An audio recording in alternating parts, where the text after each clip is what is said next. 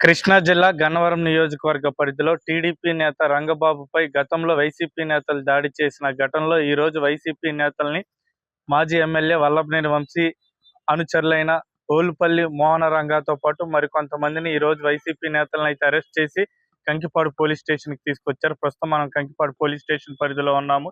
ఈ యొక్క Kankipadu police station పరిధిలో పోలీసు ఉన్నతాధికారులు ప్రస్తుతం అయితే వీరిని అయితే విచారిస్తున్నారు. గతంలో వైసీపీలో ఉన్న రంగబాబు ఎన్నికల ముందు తెలుగుదేశం పార్టీలో చేరారు. దీన్ని జీర్ణించుకోలేని వంశీ అనుచరులు గన్నవరం నియోజకవర్గ సమీపంలో పార్క్ ఎలైట్ హోటల్ వద్ద ఆయనపై అయితే దాడికి అయితే పాల్పడ్డారు. ఈ ఘటనలో రంగబాబుకి తీవ్రంగా గాయాలయ్యాయి.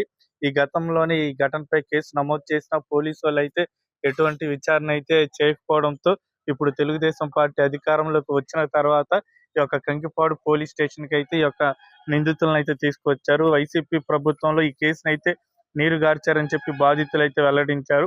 అయితే ఈ కేసులో ప్రస్తుతం నిందితులు ఓలుపల్లి మోహన రంగాతో పాటు అనగాన రవి, భీమవరపు రాము, ఎం బాబు, సూరపనేని అనిల్, పొన్నూరు సీమయ్య, గుర్రం నానిలను అయితే పోలీసులు అయితే అరెస్ట్ చేసి కంకిపాడు పోలీస్ స్టేషన్ కి అయితే తీసుకువచ్చారు. గతంలో ఈ యొక్క కేసుని నీరు గార్చారన్నదైతే బాధితుడు అయితే ఆరోపిస్తున్నారు. ప్రస్తుతం తెలుగుదేశం పార్టీ కూటమి ప్రభుత్వం అధికారంలోకి వచ్చాక ఈ యొక్క కేసును అయితే మళ్ళీ తీసి ఈ కేసులో ఉన్న నిందితులందరినీ అరెస్ట్ చేసి ఈ రోజు కంకిపాడు పోలీస్ స్టేషన్ తీసుకొచ్చారు.